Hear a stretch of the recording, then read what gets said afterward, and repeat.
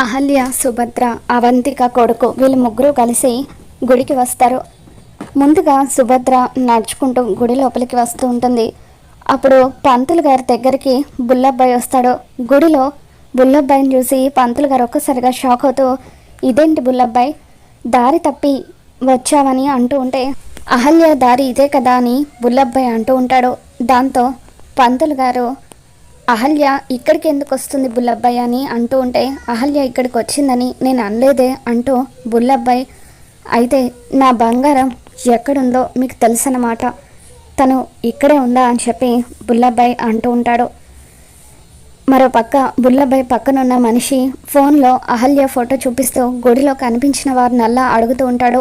ఇక అటువైపుగా సుభద్ర వస్తుంటే బుల్లబ్బాయి మనిషి తన ఫోన్లో అహల్య ఫోటోని సుభద్రకి చూపిస్తూ, ఈ అమ్మాయి ఎవరో మీకు తెలుసా అని అడుగుతుంటే, అప్పుడు సుభద్ర అహల్య ఫోటోని చూసి ఒక్కసారిగా షాక్ అవుతూ ఉంటుంది. మరోపక్క బుల్లబ్బాయి గుడిలో నుండి బయటకు వస్తూ ఉంటాడు. ఇక అప్పుడే అహల్య అవంతిక కొడుకుతో అటువైపుగా వస్తూ ఇద్దరు ఒకరికొకరు ఎదురు పడుతూ ఉంటారు.